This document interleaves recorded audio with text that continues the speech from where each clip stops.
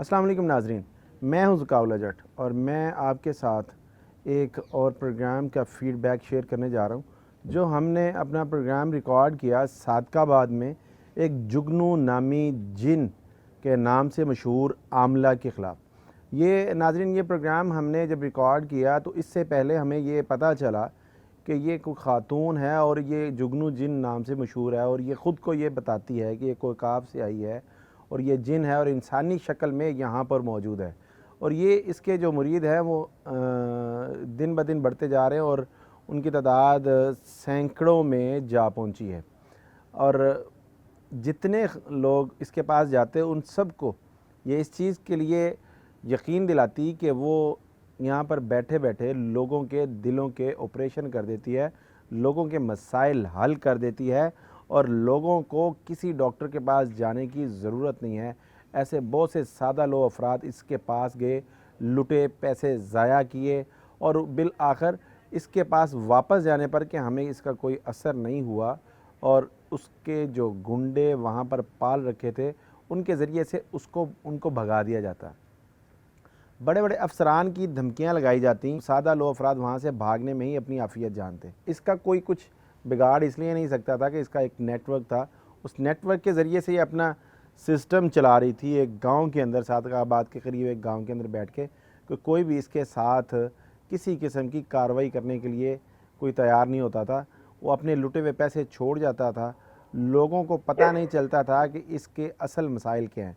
लोग, सादा लो अफराद इसके पास आते थे, वो इस तरह से आते थे कि लोगों को ये अपनी टीमें स्प्रेड करती थी मुख्तलिफ़ इलाक़ों में जाकर और वहाँ पर जाके वो लोग प्रोपेगेंडा करते थे कि हम एक मशहूर ज़माना पीर को जानते हैं, आमिल को जानते हैं, जो कि जिन है और इंसानी शक्ल में यहाँ पर रिहाइश पजीर है। उसके बच्चे भी थे, उसका घर था अच्छा खासा और उसने अपना ढोंग जमाने के लिए यहाँ पर मुख्तलिफ़ औज़ार जो बच्चों के खिलौने वाले होते हैं उनको बसूरत सामने रखा हुआ था और लोगों को वर्गलाया जाता था। जब हम वहाँ पर पहुँचे तो वहाँ पर पहुँचने के लिए हमें बहुत ही मुश्किलात का सामना करना पड़ा।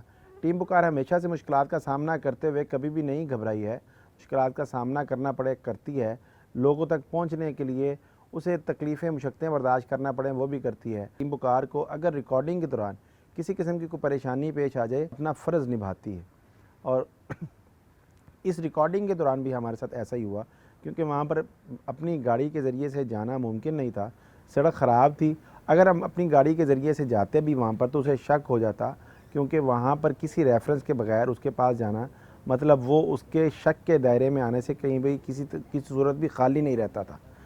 मैंने और अनीला ने ख़ुद से मोटरसाइकिल पर उसके गांव में उसके पास जाने का फ़ैसला किया और जो कि हमारा कामयाब भी रहा।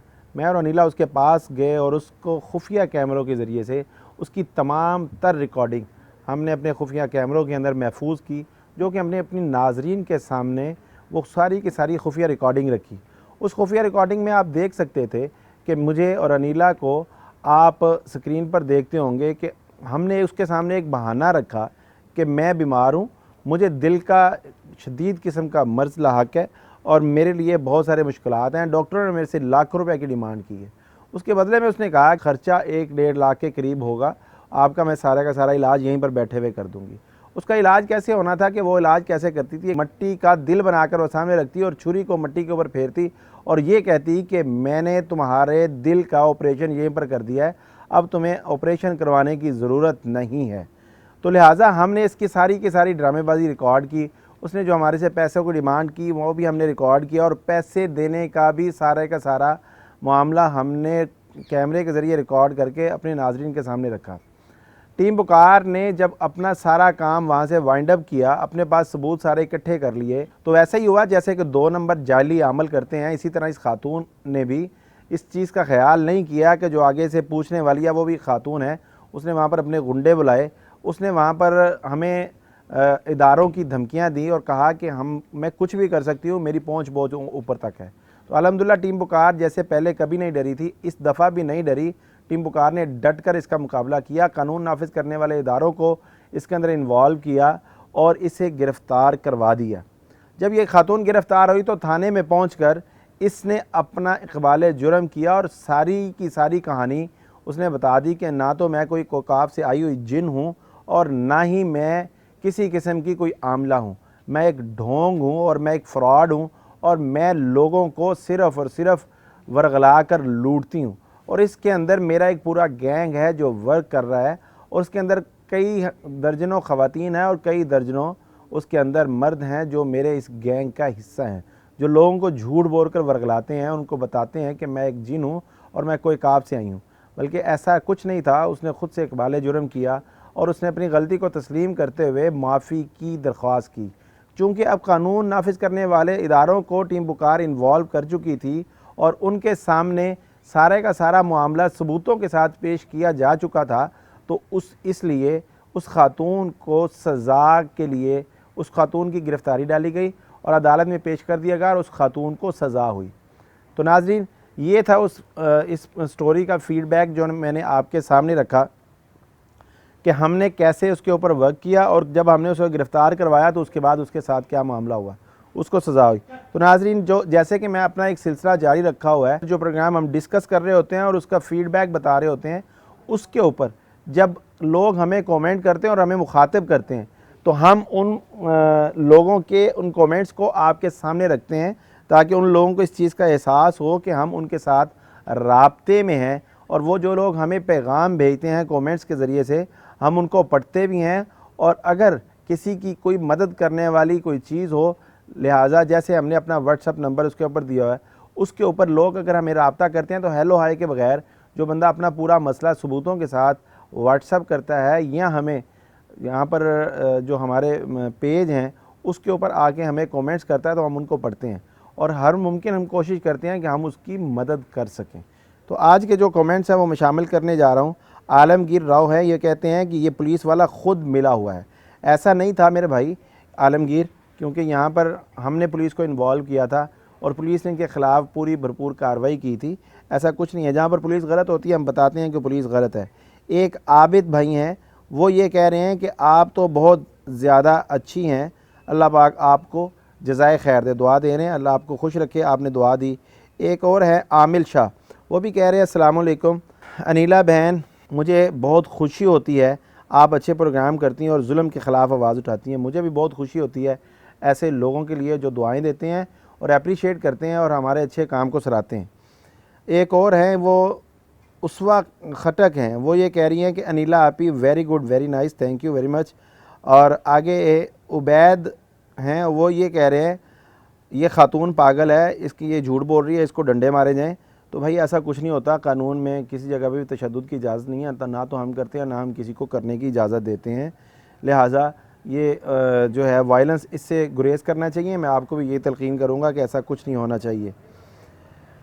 आगे चलते हैं तो आगे सईद अब्बासी हैं, वो भी माशाल्लाह कह के हमें दुआएं दे रहे हैं और कह रहे हैं अल्लाह आपके प्रोग्राम को मज़ीद कामयाब करे, आप बहुत अच्छा प्रोग्राम करते हैं। Thank you very much Saeed Abbasi, आपने हमें अपना फ़ीडबैक से आगाह किया। एक शहजाद हैं, वो कह रहे हैं बाजी Anila very good, thank you very much, आपने हमें अप्रिशिएट किया। एक आगे हैं शमा न्यूज़, ये कहते हैं कि ये खातून पागल है और ये पागलपन का मुजाहरा कर रही है। ऐसा नहीं था मेरे भाई, ये खातून पागल वागल नहीं थी, पैसे इकट्ठे कर रही थी और ये सारे सबूत हमने अपने प्रोग्राम के अंदर चलाए थे, आप देख सकते हैं। और इसे सज़ा भी हुई और इसी बुनियाद पर इसे सज़ा हुई कि इसने सारी गलती अपनी वहाँ पर आके तस्लीम की। ये सब ढोंग रचा रही थी, लोगों को लूट रही थी। आगे एक सनम है, खातून है, उनका ये है, वो इसके लिए दुआ मांग रही है, अल्लाह इसे हिदायत दे, आमीन सुम्मा आमीन। एक और है आगे, वो भाई वो कह रहे हैं कि सुखदेव संधू हैं, कोई इंडिया से हैं शायद, ये इसलिए ये कह रहे हैं इस लेडी को जेल में डालो। इसमें कोई शक नहीं है भाई, इसको जेल में ही डाला गया है संधू साहब, और इनको सज़ा हुई है और ये अपनी सज़ा भुगत रही हैं अभी भी। और इनका ये जो ढोंग था, ये दो नंबर काम था, ये सारे का सारा इनका ख़त्म हो गया था। एक गिल जट है, वो भी कह रहे हैं बहुत ग्रेट, बहुत अच्छा आप प्रोग्राम करते हैं, थैंक यू वेरी मच, आपने हमें जो है अपनी कीमती राय से आगाह किया और हमें दुआएं दी, बहुत मेहरबानी। एक आगे खिज़र आमिर हैं, वो भी कह रहे हैं कि अनीला बाजी आप बहुत अच्छा प्रोग्राम कर रहे हैं, वेल डन। एक आगे साद खान है, वो कह रहे हैं कि पुलिस इंस्पेक्टर के सांस क्यों सूखा हुआ है। ऐसा कुछ नहीं है भाई, कैमरे के सामने बहुत सारे लोग जो होते हैं वो घबरा जाते हैं। खैर इसमें इंस्पेक्टर का किसी किस्म का कोई लेना देना नहीं था। एक बाबर अहमद है, वो कह रहे हैं टीम बुकार ग्रेट है, बहुत अच्छा काम करती है, थैंक यू बाबर। एक आगे हनाया है, वो कह रही हैं कि टीम पुकार पुलिस वालों से पहले पहुंचकर अपना काम करती है, तो मैं उनका भी शुक्रिया अदा करना चाहूँगा कि हम कहीं पर बुराई देखते हैं तो वो आप लोगों की एक हौसला अफजाई की वजह से हमारा एक हिम्मत बढ़ती है, तो हम मज़ीद अच्छा काम करने का सोचते हैं। तो पुलिस वालों से पहले पहुंचते हैं, तो पुलिस वालों को साथ अपने ले के हम काम करते हैं। पुलिस एक कानून नाफज करने वाला इदारा है, मैं तो बहुत इसकी रिस्पेक्ट करता हूँ। आपको भी मैं यही तलकीन करूँगा, जो भी हमारे मुल्क के अंदर कानून नाफिज करने वाले इदारे हैं उनकी रिस्पेक्ट करें, और जिस जिस से मुतल्लिका जो काम हो आप अपने मसाइल अपने काम उनसे कहें, कानून हाथ में मत लें। आज की इस वीडियो का यहीं पर इख्तिताम होता है। आइंदा के किसी और पुकार प्रोग्राम के फ़ीडबैक के साथ दोबारा हाज़िर होऊंगा। अब तक के लिए इतना ही, मुझे इजाज़त दीजिए।